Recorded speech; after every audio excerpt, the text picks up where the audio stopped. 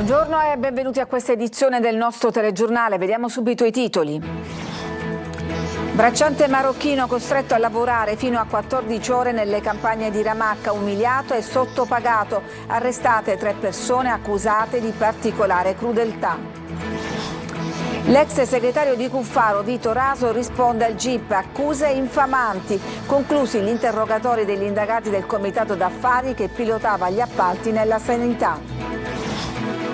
Servono altri 17 milioni per ricostruire le ciminiere devastate dal rogo di martedì scorso. Nella riunione straordinaria convocata a Catania si è fatto il punto sul cronoprogramma e le risorse. Hanno giurato i 4 nuovi assessori della Giunta Trantino che dà vita ad un mini rimpasto dettato dai partiti. Ancora un trabocco lavico sullo Stromboli, la colata si riversa nella Sciara del Fuoco. Intanto l'Etna trema, 2 scosse di terremoto registrate nella notte. Conoscere i rischi di una guida non sicura in piazza Favara, simulatori 3D, alcol test e il pullman crash. Gli studenti hanno incontrato anche i familiari delle vittime della strada. Calcio, il Catania e gli interrogativi aperti dalla partita di Casarano, prestazione da non ripetere anche se l'errore dell'arbitro ha inciso almeno sul risultato.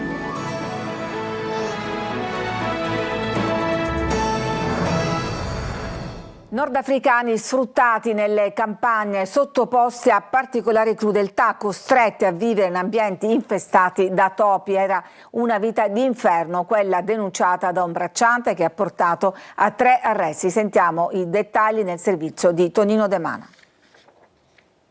Dalla Francia alle campagne di Ramacca, l'allettante proposta di lavoro lo ha portato in una fattoria infernale, sfruttato e sottopagato, tanto da sgobbare nei campi anche 14 ore al giorno per prendere 1,26 € l'ora.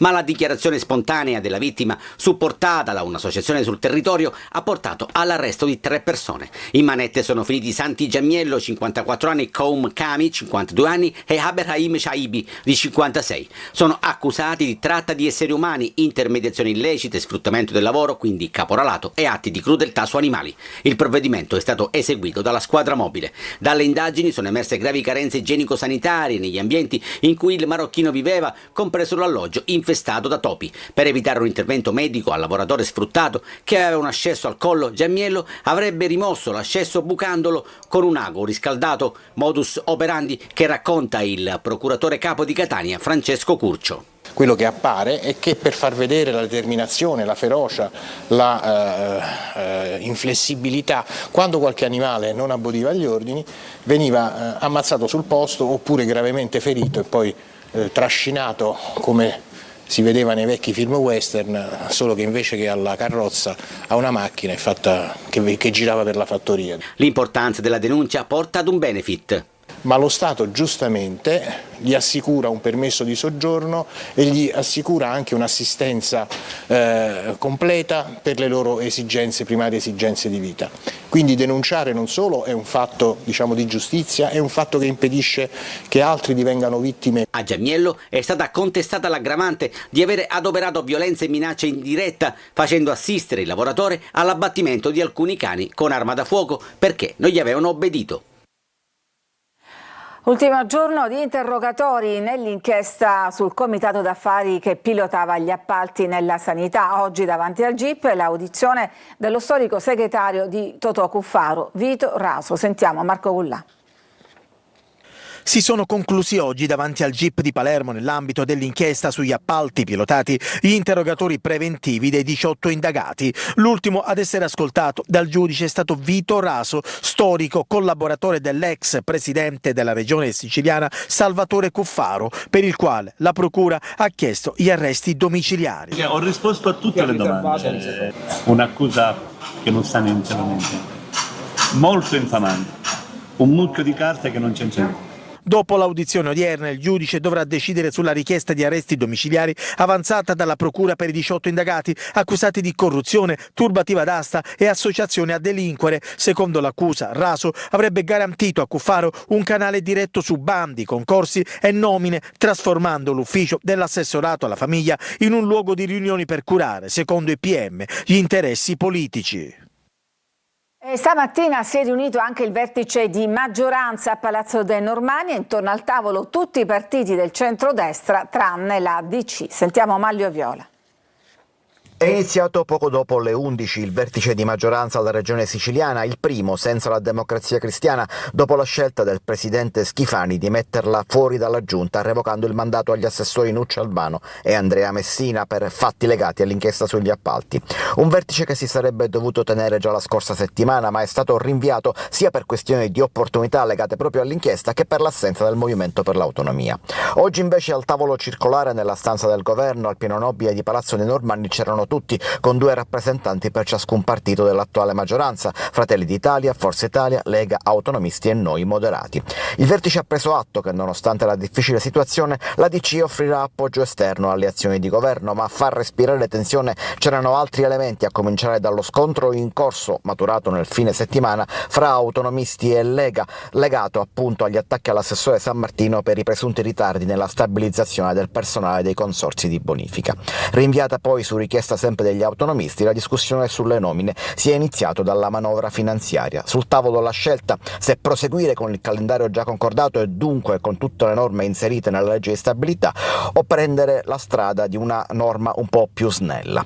E mentre il vertice di maggioranza è riunito, Cateno De Luca lancia sui social un post criptico come nel suo costume. Stiamo andando a Palermo perché nella notte è successo qualcosa di importante e gli uomini e le donne di buona volontà non possono stare a guardare se sono chiamati a contribuire, scrive. E il vertice si è appena concluso, vi daremo aggiornamenti nelle prossime edizioni. Riunione straordinaria a Catania convocata dal sindaco metropolitana Trentino con il ministro Musumeci e la deputazione nazionale e regionale. Si è fatto il punto sul cronoprogramma per ricostruire l'area delle ciminiere devastata dal rogo di martedì scorso. Sentiamo Simona Mazzone.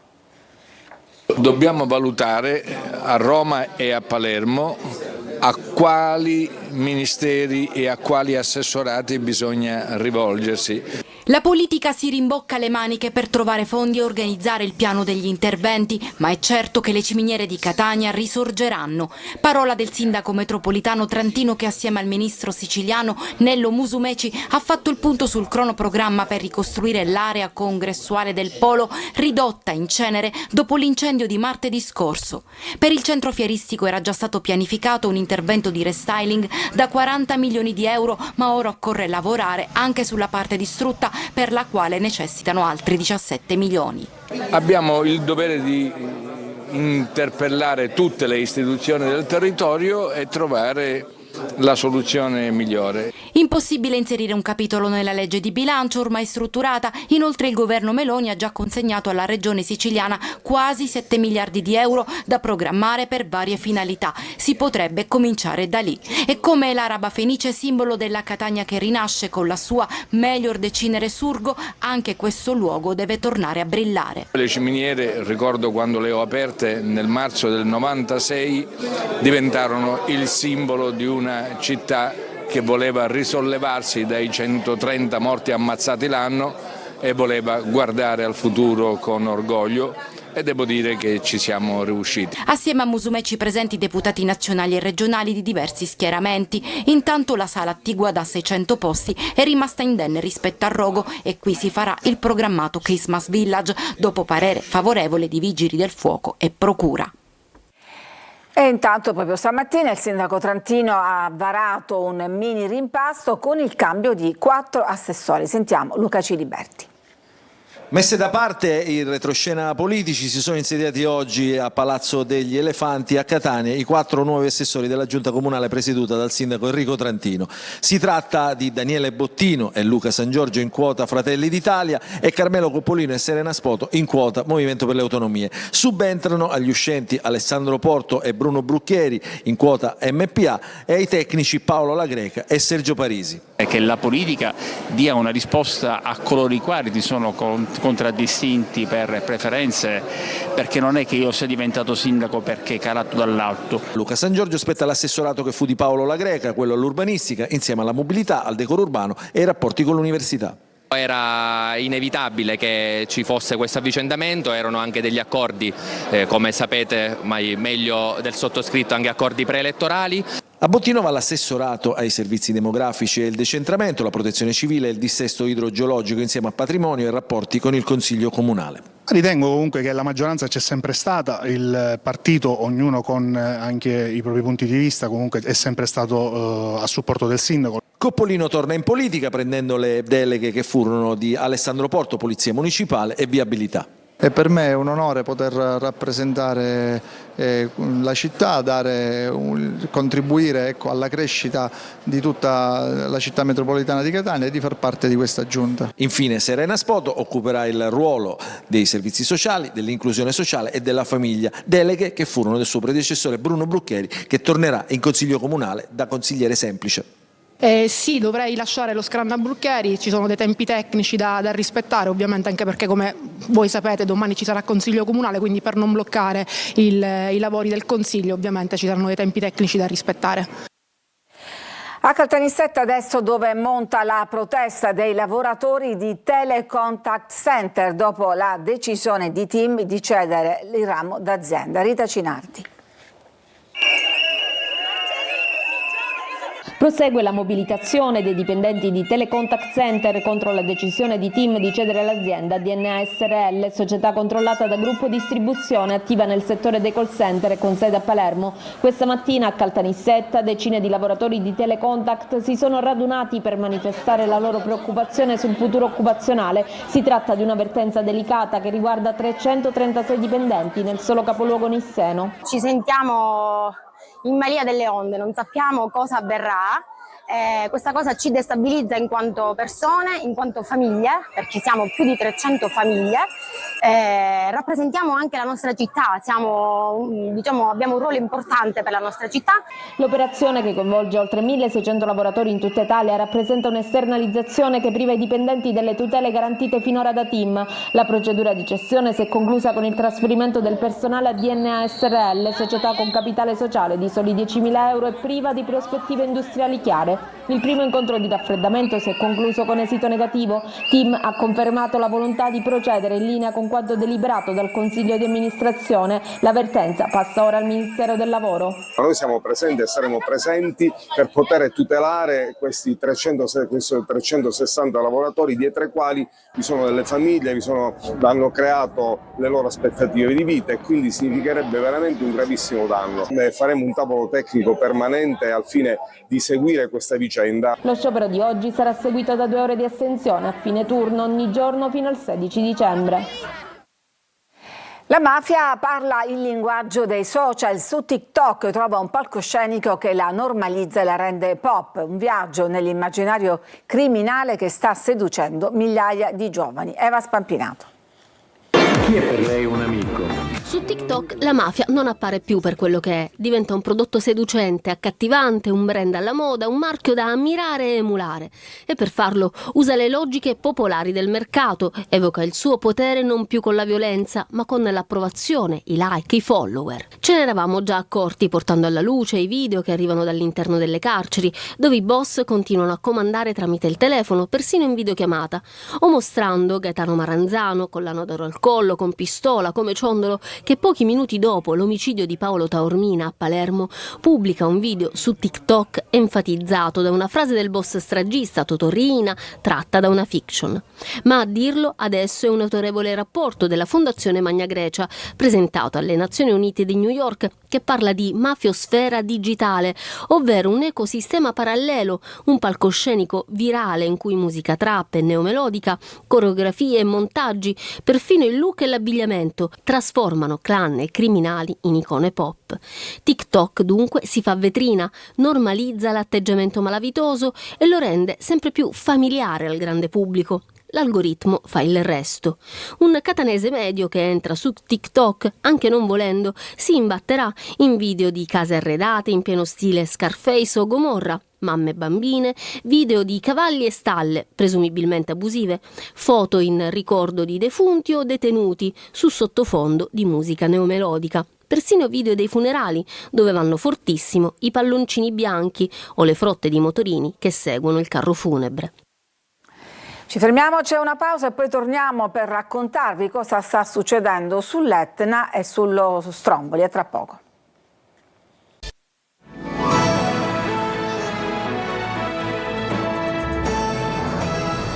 Ancora un trabocco lavico sullo Stromboli, la colata si riversa nella Sciara del Fuoco, intanto l'Etna trema, registrate nella notte 2 scosse di terremoto. Sentiamo Roberta Lunghi. Dà ancora spettacolo il vulcano Stromboli che con l'episodio di questa mattina alle 7 fa registrare il terzo trabocco lavico in una settimana dall'area craterica nord che serve ad alimentare ulteriormente la colata nella parte alta della Sciara del Fuoco. Il segnale del nuovo episodio è arrivato dalle telecamere di sorveglianza dell'Istituto Nazionale di Geofisica e Vulcanologia di Catania. Ad accompagnare il trabocco una continua attività di emissione di frammenti di lava da almeno 2 bocche nell'area craterica nord, mentre dal lato del cratere di sud continua l'attività esplosiva.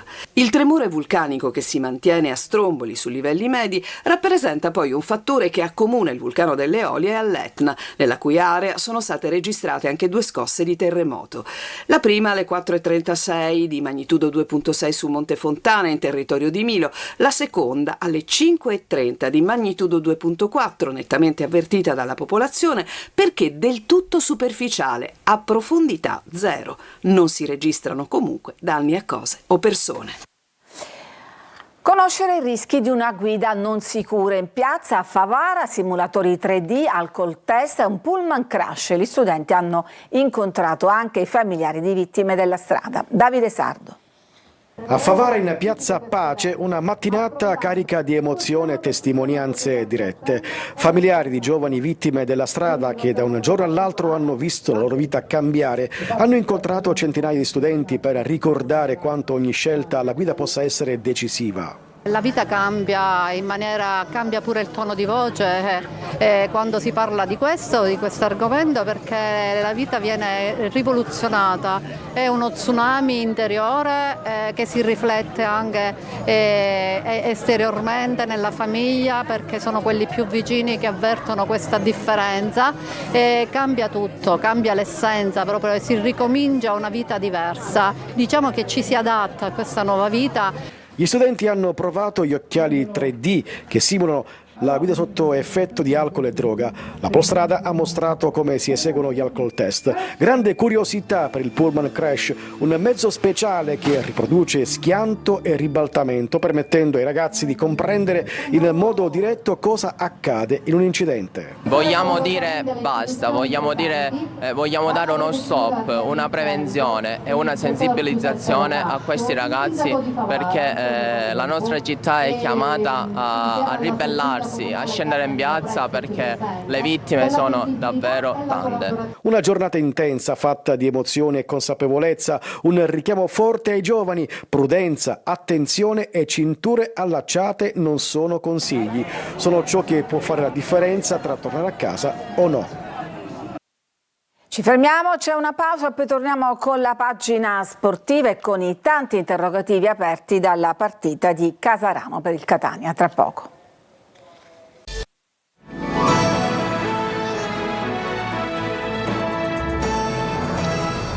Siamo alla pagina sportiva al calcio e con gli interrogativi aperti dopo la partita di Casarano, prestazione da non ripetere per il Catania, anche se l'errore dell'arbitro ha inciso almeno sul risultato. Marco Carli.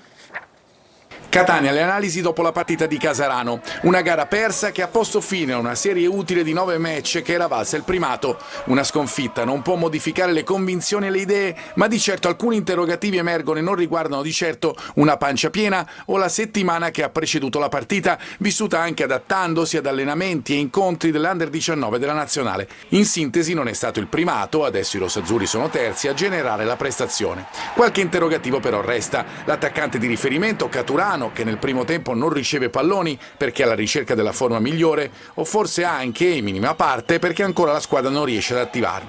E in attacco questa volta, cambiando tutto nella ripresa, la situazione non si è modificata, i subentrati non hanno inciso. Il sistema di gioco poi è una prerogativa, ma al momento sembra che in partita non ci sia alternativa, come dimostra la posizione di Stoppa quando è entrato, più un quarto di centrocampo che un giocatore offensivo. Quando poi il Catania incontra una squadra chiusa che gioca con il baricentro più basso, fatica, era Era già successo con l'Altamura fino al gol di Di Gennaro, è capitato a Casarano. Interrogativi possibili, ma resta anche la decisione dell'arbitro, un rigore netto che non è stato fischiato. Succede di giocare male una partita e di salvare il risultato, magari appunto con un rigore che, nel caso specifico, avrebbe anche potuto aprire il campo a un altro match, forse spazzandoli via gli interrogativi. Con Latina sarà una partita simile, imparare da certi risultati e dalle prestazioni negative è la chiave per tornare a marciare e a vincere al netto degli errori altrui. La vittoria del Siracusa è la lieta notizia per le siciliane del girone C. Sentiamo Francesco Triolo. L'ultimo posto è un brutto ricordo, il Siracusa torna a guardare avanti con fiducia e la vittoria casalinga contro il Latina consente alla squadra di Marco Turati di mettersi alle spalle la sconfitta di Giuliano nel migliore dei modi. La speranza è che il periodo buio di inizio campionato sia ormai concluso e che il tecnico, a lungo sulla graticola ma salvato sempre in un certo senso dalla società, abbia finalmente trovato la strada giusta per risalire. Da oggi si ritorna in campo per preparare la sfida di sabato prossimo al De Simone contro il team Altamura ed è una grande occasione per dare continuità ed agganciare a quota 15 proprio i pugliesi, uno scenario difficile da pronosticare appena qualche settimana fa. Si è interrotta invece a Potenza la serie positiva del Trapani, che non è riuscita a sfruttare tutto il secondo tempo in superiorità numerica, incassando anche la rete del 2-0. A nulla è valso il gol nel finale di Grandolfo, una partita complicata per i Granata che hanno faticato tantissimo al cospetto di un avversario che ha trovato il gol dell'ex Anatriella a sbloccare il match. Solo negli ultimi 10 minuti il Trapani è riuscito a concludere la rete un paio di volte, anche se il Granata recrimina anche per un calcio di rigore non concesso. Da domani si torna in campo in vista dell'anticipo di sabato in casa contro l'attuale fanalino di coda Foggia. Aronica potrà contare nuovamente su Di Noia, mentre Benedetti dovrà scontare una giornata squalifica. Da questa settimana è atteso in gruppo anche Nicoli.